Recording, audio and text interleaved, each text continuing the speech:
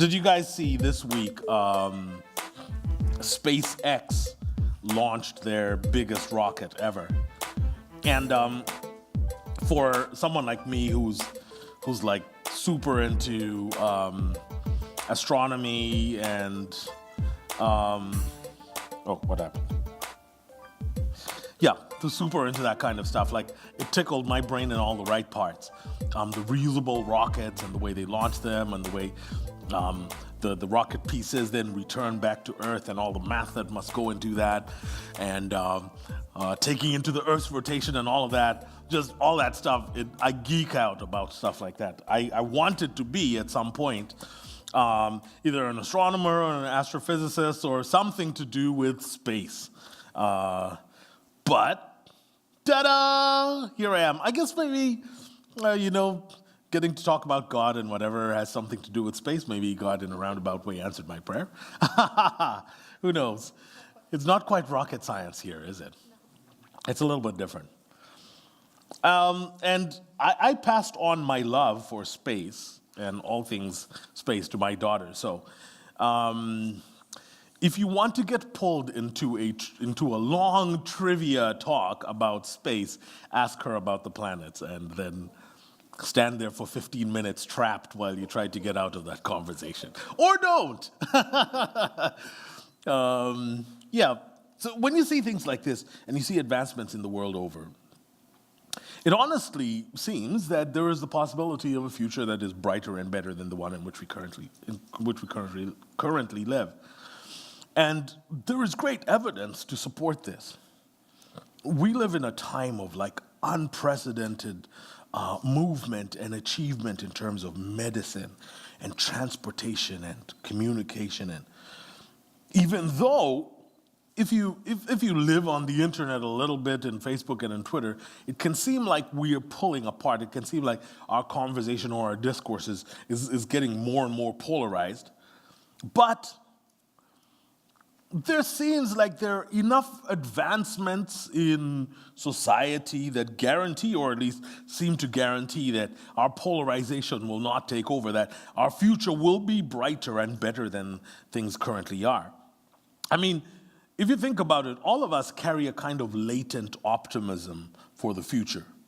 Whether we're conscious or not, whether we're conscious about it or not, we think that the future will be better than the past. It's kind of the thing that keeps humanity going, the fact that the future will be better than the past. And even though we see atrocities all over the world, even though we see famine and disease and destruction, this latent optimism inside of us makes us truly believe that the future ahead of us will be better than the past. It makes us believe that our human propensity to break things will be overridden by our ability to innovate and discover new things. But we cannot escape one simple fact. No matter how good we are at innovation or discovery, as human beings, there is something deep inside of us that is broken. And because there is something deep inside of us that is broken, we also break things. We break families, we break communities, we break nature, in the end, we break ourselves. If you look at the world today, you see that we have numerous attempts to undertake the cycle of breaking things. We have set up global organizations. In the 30s, we had the League of Nations. After the Second World War, we started the United Nations and the World Bank, and on and on. We have global rights and privileges. And we've done these things in an attempt to set up a structure through which we can hopefully create an ever-improving world. In Canada, we have this document that is currently being hotly debated. If you know anything about what's happening between faith communities and the government right now, the Charter of Rights and Freedoms. Now, there are differing opinions as to how to interpret it, but it was written as an aspirational document, as a guide to help us create a better society than the one from which we've emerged. And when we look at these things, these charters, these organizations, these banks, we have to admit that they are noble. We are doing our best. But they do very little to address the real thing, the brokenness inside of us, because you cannot legislate out of yourself what is truly broken. Even though we have succeeded over time at creating a more equitable society. And even though economic progress and education have lifted millions of people out of poverty, the truth of the matter is that there is something about the human condition that leans towards a kind of destructive behavior. There is no amount of education or economic progress that can truly fix what is broken inside of us. And so this is what we inhabit. On one hand, we have all the brokenness inside of us, and on the other hand, we have the laws and the organizations and the charters that we've written as a way to limit the brokenness inside of us. And these laws, these charters, these organizations, and anything else that we will come out with in future only reveal the fact that we are not able to fix the brokenness inside of us. And as a matter of fact, they're simply guardrails. They're simply limitations. They're simply cheap band-aids, but they're not a cure. So, what some of us have done is we've evolved, or at least we've tried to evolve past the charters and the organizations and whatever, the external structures, and we started to think maybe there is something inside of us that we can change. Maybe there's something inside of us that we can do. And so some of us meditate. Some of us practice mindfulness, or we educate ourselves, or acts of charity or whatever to lift ourselves to a higher level of consciousness. And the hope is that by doing these things, by meditating, by being mindful, by being charitable, by educating ourselves, that the brokenness inside of us will be suppressed or even removed. But the problem with dealing with the brokenness inside of us is that it is like playing a game of whack-a-mole. Have you played a game of whack-a-mole? You whack there and something else pops up here, and you whack there, and so you meditate, and then you're mindful, and then you're charitable, and then you educate yourself, and it doesn't seem to fix what is broken, the damage inside of us. I said this before at Pivot 613. Solomon says something in Ecclesiastes it cuts right to the core of what I'm talking about. He says it in a kind of parable, proverb way. He says, a few dead flies can spoil a bottle of perfume. And what he's really saying is that you can have a lifetime of good work, and then you do one bad thing, and it erases everything you've done. We know this. We've lived in this world for long enough. We've seen it in other people's lives. Maybe you've seen it in your life. And you know how you can become known by the one bad thing you did. You know how the one bad thing you do goes into your bank account of good works and withdraws everything. And then it continues withdrawing and takes you into the negative.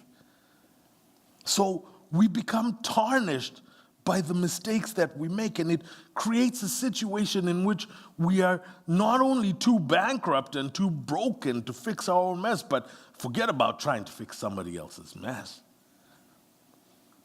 So, what's love got to do with it?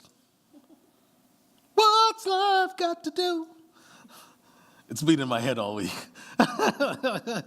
Now it's in yours. I thought this sermon series was about love, Paulo, but all you've done is talk about brokenness and blah. Can you preach about something fluffy? I don't know, I try. If you were here last weekend, if you caught the message online, you will have heard me talk about the fact that the core of who God is love.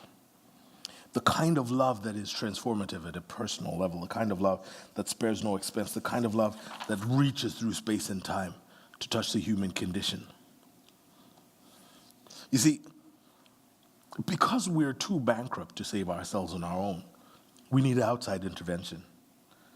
We cannot fix what's broken inside of us, so we need somebody else to help us fix it. And the great thing about God is that because the very essence of who he is love, he does not leave us in our broken and destitute situation. In fact, Paul writes about this so well in one of his most famous letters that he wrote to the church in Rome. He talks quite extensively through this letter about this whole concept. It is a concept that is rooted in the understanding that because we are too bankrupt to save ourselves, we need outside intervention. And because of God's immense love and mercy, he has stepped right into our situation to make things right. Let's read it together. Romans chapter 5. By entering into faith, through faith, into what God has always wanted to do for us, set us right with him, make us fit for him, we have it all together with God because of our Master Jesus, and that's not all. We throw open our doors to God and discover at the same moment that he has already thrown open his door to us. We find ourselves standing where we always hoped we might stand, out in the wide open spaces of God's grace and glory, standing tall and shouting our praise. There's more to come. We continue to shout our praise even when we're hemmed in with troubles, because we know how troubles can develop passionate patience within us, and how that patience in turn forges the tempered steel of virtue, keeping us alert for whatever God will do next. In alert expectancy such as this, we're never left feeling shortchanged. Quite the contrary. We can't round up enough containers to hold everything God generously pours into our lives through the Holy Spirit. Christ arrives right on time to make this happen. He didn't and doesn't wait for us to get ready. He presented himself for this sacrificial death when we were far too weak and rebellious to do anything to get ourselves ready. And even if we hadn't been so weak, we wouldn't have known what to do anyway. We can understand someone dying for a person worth dying for, and we can understand how someone good and noble could inspire us to selfless sacrifice.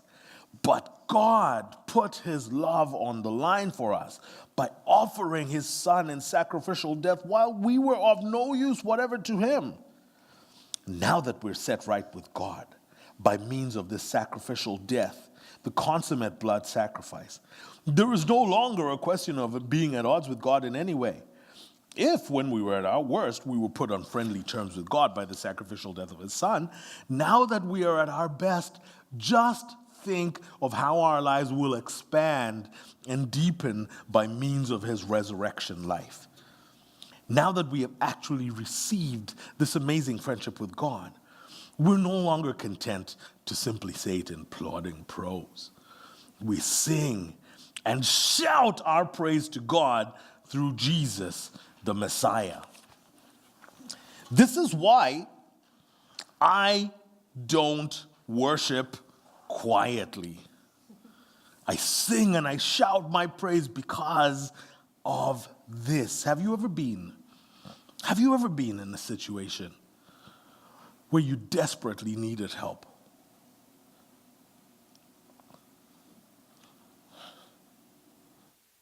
"12 years ago, I called my parents in Uganda and I told them, I met my wife, my future wife. And they were like, you can't marry someone we've never met. And I was like, oh, here we go. Gotta follow the African things, gotta introduce her to the family, whatever. And I was a pastor then. I'd just been a pastor for just over a year at that point.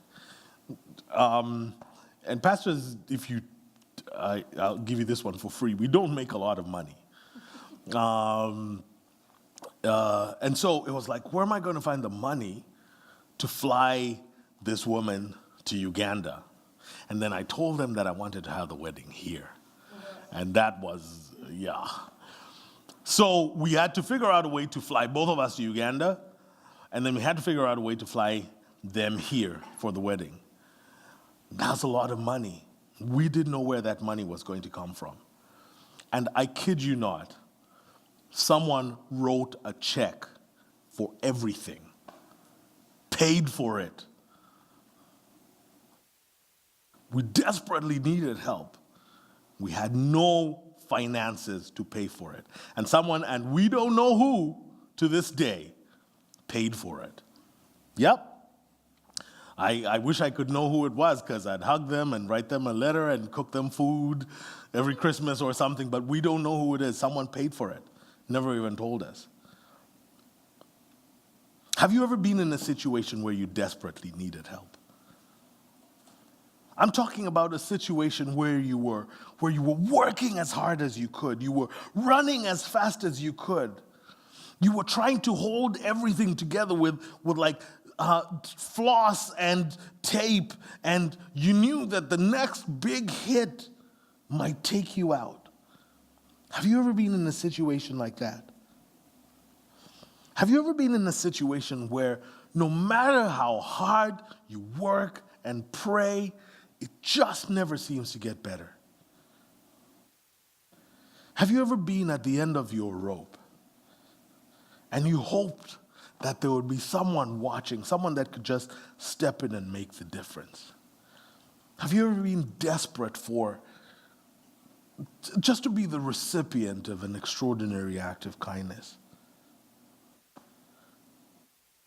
Have you ever had the good fortune that we had of being in just a crazy situation that you did not know how to untangle, and someone steps in and makes a way? You see, from our 21st century perch, and it is something that I know is not news to you. We live in a society and in a situation where we do not like to admit our brokenness. We are so invested in putting out an image that everything's fine, that we're fine. It is difficult for us to admit that things might not be going as well as they look. But our denial of events does not change the reality. The truth of the matter is that we need someone to step into our human condition and make a way for us to be set right. But who could love us that much?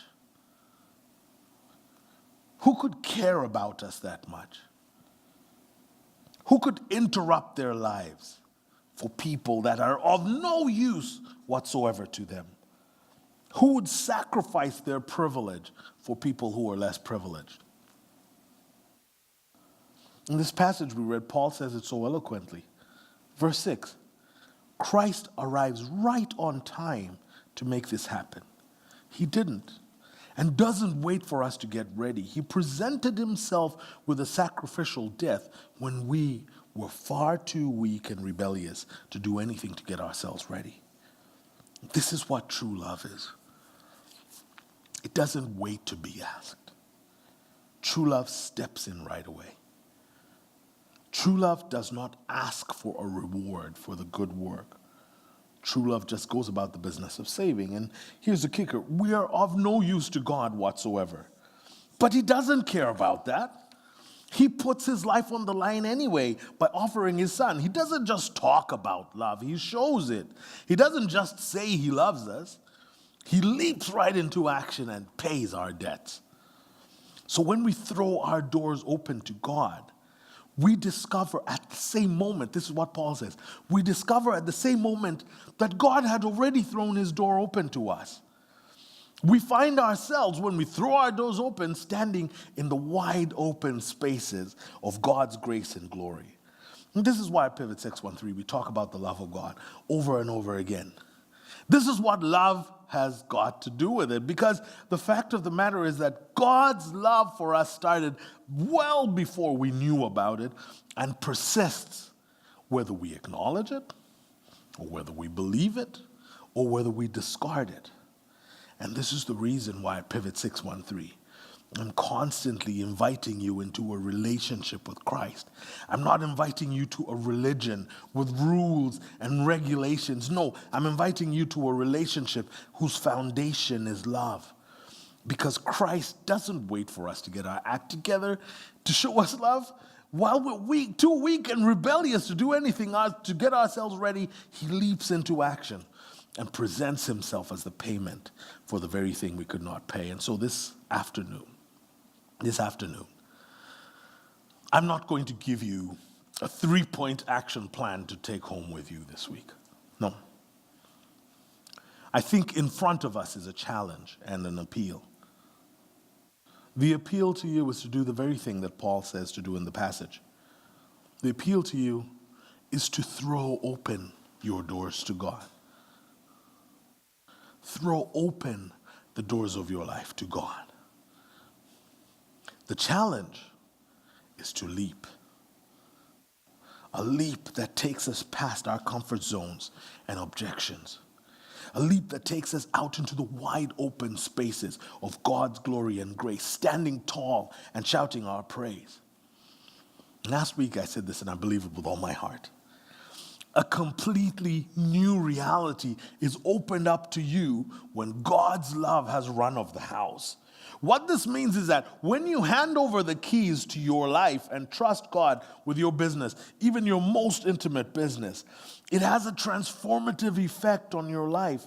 Because there is no room in love for fear, we find that we're suddenly and swiftly removed from our loops of fear and placed into realities that are not governed or influenced by fear or brokenness.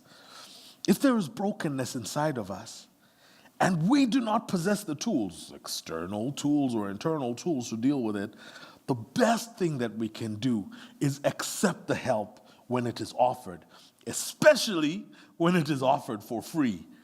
And the best thing about it is that the work that Christ does on our behalf is offered to us with no caveats and no fine prints. This is what is truly awesome about the love of God. It is that before we even knew about it, before we even knew that we needed it, he had already stepped in on our behalf. Before we knew to ask how much it would cost, he offered it to us free of charge. There is nothing we can do that can make God love us more. There is nothing we can do that can make God love us more. And furthermore, there is nothing that can separate us from his love. So this afternoon, take a step with me. It's what I'm going to be doing this whole series, is to ask you to take a step and then to take another step towards God's love. I invite you to walk with me on this journey of faith towards God, the most amazing love that the world has ever seen. Let's pray.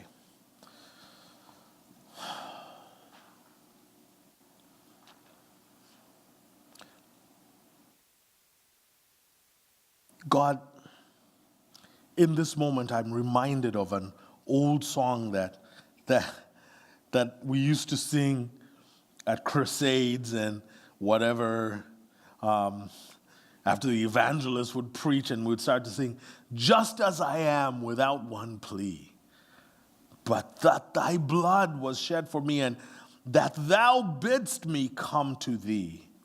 O Lord, I come. Your love, your sacrifice calls us, draws us. And I pray that we would be captivated and captured by this love and start to walk towards it. And God, we've all made decisions of one kind or another to walk towards this love. But Lord, I pray that we would do what Paul says, not just walk to it, but throw open our doors and find something so cool and so amazing on the other side that you already threw open your doors to us. Just as we are, we come. We lay down our lives. Amen. Amen.